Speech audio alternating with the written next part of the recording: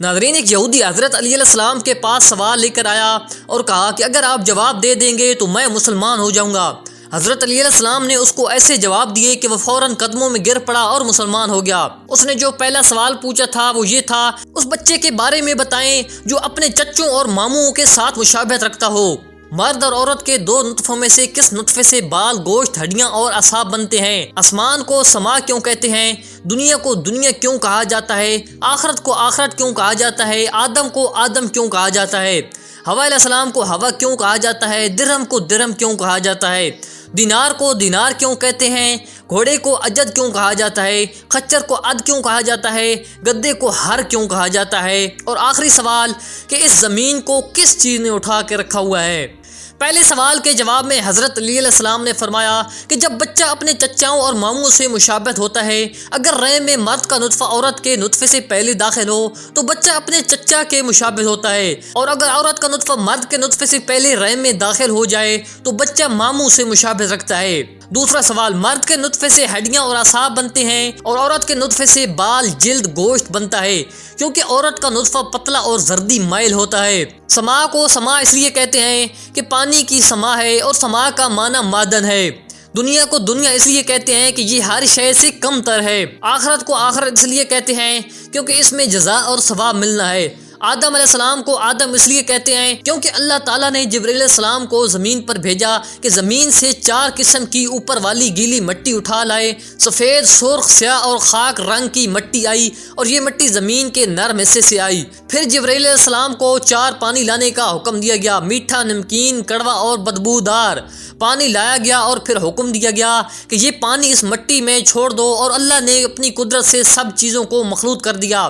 مٹی سے کوئی شے پانی سے خالی نہ رہی اور پانی کا کوئی قطرہ مٹی کے بغیر نہ رہا۔ پس میٹھے پانی کو اس کے حلق میں رکھا، نمکین کو آنکھوں میں اور کڑوے کو کانوں میں اور بدبودار کو ناک میں رکھ دیا۔ جناب ہوا کو ہوا اس لیے کہا جاتا ہے کہ ان کو زندہ سے خلق کیا گیا، باقی بچی ہوئی مٹی سے۔ درہم کو درہم اس لیے کہا جاتا ہے کہ جو ان کو جمع کرتا ہے اور اطاعت خدا میں خرچ نہیں کرتا، یہ اسے جہنم کا وارث بناتے ہیں۔ دینار کو دینار اس لیے کہتے ہیں کیونکہ نار دائر ہو جاتی ہے، اس کی جمع کرنے والے پر اور اطاعت خدا میں ان کو خرچ نہیں کرتا تو نار کا وارث بنتا ہے۔ گھوڑے کے لیے اجد کا لفظ اس لیے بولا جاتا ہے کہ قابیل نے سب سے پہلے گھوڑے کی سواری کی جب اس نے اپنے مقتول بھائی حابیل کو اٹھایا اور گھوڑے پر سوار ہو کر کہا اجد الیوم وما ترک الناس دمن، پس اسی وجہ سے گھوڑے کو اجد کہا جاتا ہے۔ خچر کو عد اس لیے کہا جاتا ہے کہ حضرت آدم سب سے پہلے خچر پر سوار ہوئے، کیونکہ حضرت آدم کا ایک بیٹا تھا جسے ماد کہتے تھے، وہ جو پاؤں سے بہت محبت کرتا تھا اور حضرت آدم علیہ السلام کے ساتھ حیوانات کو پانی پلاتا تھا۔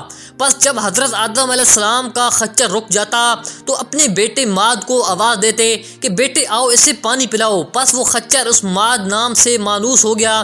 پھر لوگ اسے ماد کے بجائے آد کہنے لگے۔ اور گدھے کو ہر اس لیے کہتے ہیں کیونکہ سب سے پہلے گدھی پر جناب ہوا سوار ہوئی، اور گدھی پر سوار ہو کر وہ اپنے بیٹے حابیل کی قبر کی زیارت کے لیے جاتی تھی۔ وہ دوران سفر گرمی کی وجہ سے یہی کہتی تھی کہ وہ ہر راہو، جب یہ لفظ کہتی تو گدھی چلتی رہتی، جب وہ یہ لفظ کہنا بند کر دیتی تو وہ گدھی بھی رک جاتی، لیکن بعد میں لوگوں نے اس لفظ کو چھوٹا کر دیا اور ہر کہنے لگے۔ پھر اس نے آخر میں سوال پوچھا کہ زمین کو کس چیز نے اٹھا کے رکھا ہوا ہے؟